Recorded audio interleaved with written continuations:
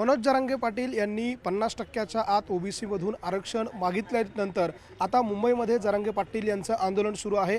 मात्र एकीकडे मनोज जरांगे पाटील यांचं आंदोलन सुरू असताना दुसरीकडे ओबीसी समाज जो आहे तो देखील आक्रमक झालेला आहे। काल छगन भुजबळ यांच्या नेतृत्वामध्ये मुंबईमध्ये बैठक पार पडली आणि या बैठकीमध्ये मराठा समाजाला 50%च्या आत आरक्षण देऊ नये अशा प्रकारची ठाम भूमिका त्यांनी घेतलेली आहे। राज्यभरामध्ये मराठा विरुद्ध ओबीसी असा संघर्ष जरी आपल्याला पाहायला मिळत असला तरी नाशिकमध्ये मात्र थोडं वेगळं चित्र आपल्याला पाहायला मिळते। नाशिकच्या जिल्हाधिकारी कार्यालयाच्या परिसरामध्ये आपण आहोत आणि या जिल्हाधिकारी कार्यालयाच्या परिसरामध्ये ओबीसी समाजाचे नेते, मराठा समाजाचे नेते हे सगळेच लोक जे आहेत ते एकत्र आलेले आहे। खरं तर दोनही जे त्यांचे संघटना आहे त्या वेगवेगळ्या मागण्या घेऊन जिल्हाधिकाऱ्यांना भेटण्यासाठी आलेले आहे। मराठा समाजाची मागणी आहे की जे मनोज जरांगे पाटील यांचं आंदोलन सुरू आहे त्या आंदोलनामध्ये काही गैर मराठा लोक घुसले आणि त्यांनी हे आंदोलन बदनाम करण्यासाठी वेगवेगळ्या प्रकारे गोंधळ घातलेला आहे अशा प्रकारे आणि या सगळ्या प्रकरणाची राज्यपालांनी चौकशी करावी अशी मागणी मराठा समाजाची आहे आणि ते निवेदन घेऊन ते जिल्हाधिकारी कार्यालयात आले।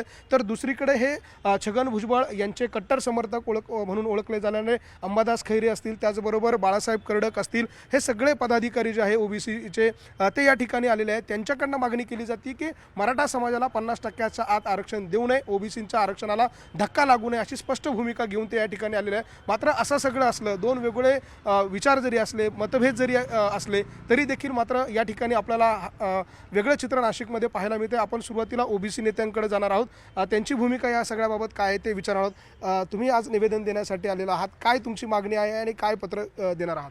काल मुंबईमध्ये झालेल्या ओबीसी नेत्यांच्या सर्व बैठकीनुसार आदरणीय भुजबळ साहेबांनी सूचना केलेल्या आहे की समता परिषदेचे पदाधिकारी असतील, सर्व ओबीसी बांधव असतील, हे जिल्हा स्तरावर जिल्हाधिकाऱ्यांना तसंच तालुका स्तरावर तहसीलदारांना निवेदन देणार आहे की मराठा आरक्षण जे काय आहे त्या विषयात कालच भुजबळ साहेबांनी स्पष्ट केलेलं आहे की नक्कीच मराठा समाजाला हे आरक्षण दिलं पाहिजे, त्याबद्दल कुठलंही दुमत नाही। पण ओबीसीतनं आरक्षण हे देऊ नये किंवा देता कामा नये याचीही स्पष्ट याच्यासाठी आज आम्ही निवेदनद्वारे हे करतोय आणि याचीच पुढची दखल जर नाही घेण्यात आली तर आंदोलनाद्वारे देखील आम्ही हे करणार आहोत। आपल्यासोबत समता परिषदेचे राज्याचे नेते बाळासाहेब कर्डक, तुम्ही खरं तर निवेदन देण्यासाठी आले, तुमची मागणी तिकडनं मराठा समाजाचे तुमचे नाशिकमधले सहकारी तुम्ही एकत्र आहात, मागण्या वेगवेगळ्या आहे व सामाजिक सलोखा जो आहे तो या सगळ्यामुळे बिघडतोय।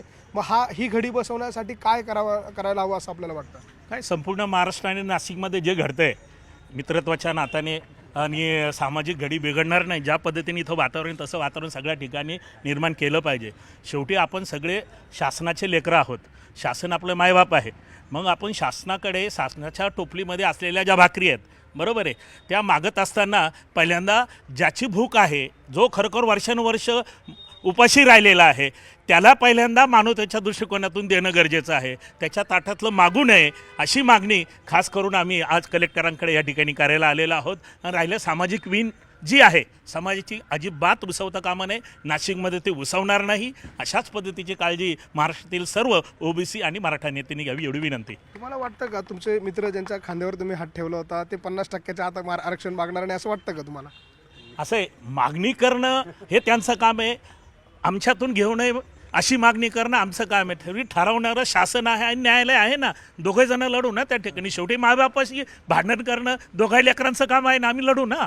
आपण बघतोय हा सामाजिक संघर्ष आहे। आपल्यासोबत करण गायकर आहे, मराठा क्रांती मोर्चाचे नेते।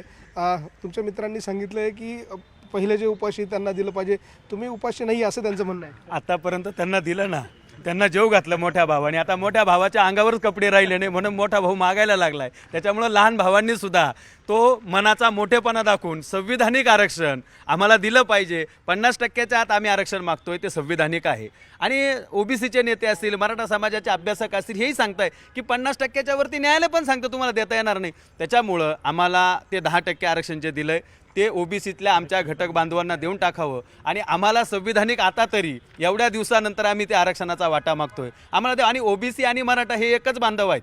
आता माझ्या बायकोला कुणबीचं सर्टिफिकेट आहे आणि मला नाही, मग आंतरजातीय विवाह ठरवणार का? बाळासाहेबांना आम्ही एकच आहोत. राजश्री शाहू महाराजांनी या देशामध्ये एक वेगळी घटना आपल्यासमोर आणलेली आहे, रोटीबेटी व्यवहार झालेला आहे, त्याच्यामुळे एकच आहेत. त्याच्यामुळे आम्हाला सावत्र भावाची भूमिका मुळीच देऊ नये. आम्ही आत्तापर्यंत देताना मनमोठं केलं, कधी आडमुठ्यापणा धरला नाही. त्याच्यामुळे मराठा समाजाला देताना सुद्धा आता ओबीसी बांधवांनी आडमुठ्यापणा धरू नये. आम्ही तुमचाच भाऊ आहोत. तुम्ही मोठे भाऊ म्हणतात, मग मोठ्या भावाला सावत्र भूमिकेची भूमिका का घेता? ही भूमिका आमची सगळ्यांची आहे आणि सामाजिक सलोखा हा निश्चितपणे राखला जाईल. शेवटी ज्याला त्याला कायद्यानं अधिकार दिला आहे, त्यांना थांबवण्याचा अधिकार दिला, आम्हाला मागण्याचा अधिकार दिला आहे. देणारं न्यायालयावरती बसलंय, त्या न्यायालयाकडे अपेक्षा करू आणि ज्याच्या ताटात टाकेल तो जेवण करेल. आता त्यांनी जेवले, त्यांचं बघा, त्यांचं पोट भरलेलं आहे, आमचं खाली आहे, त्याच्यामुळे आम्हाला भरणं गरजेचं आहे. त्या हक्क आम्ही मागतोय.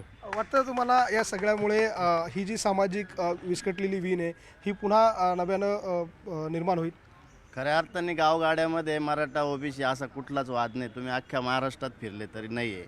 परंतु आता काही ठराविक, आता भुजबळ साहेबांचं नाव घेतलं, भुजबळ साहेबांच्या बाजूने कधी अशा टोकाच्या भूमिका घेतल्या गेल्या नाही. पण काही त्यांच्या सहकारी असतील नसतील माहीत नाही, पण वेगवेगळे मी ओबीसी समाजाचा नेता आहे असं म्हणून, उदाहरणार्थ हाकेंनी ज्या खालच्या पातळीवर जाऊन टीका केली जरांगे पाटलांवरती आणि मराठा नेत्यांवरती, हे कुठंतरी ह्या गोष्टीला कारण ठरू शकतं. आणि म्हणून आमची पण भुजबळ साहेबांना विनंती राहील का तुम्ही तुमच्या ह्या कार्यकर्त्यांना सुद्धा समज दिली पाहिजे का बाबा किती बोललं पाहिजे. म्हणजे संविधानाने जे अधिकार दिले त्या पद्धतीने नक्कीच बोला. म्हणजे बाळासाहेब कर्डकांचा हे घेतला पाहिजे आदर्श बाळासाहेबांचा घेतला नक्कीच पाहिजे. कारण समाजामध्ये आपल्याला सगळ्यांनाच राहायचं आहे आणि ही वीण कुठेही उसवता कामा नये, याची जबाबदारी नक्कीच सगळ्यांचीच आहे. आपण बघतोय नाशिकमधलं हे चित्र आहे.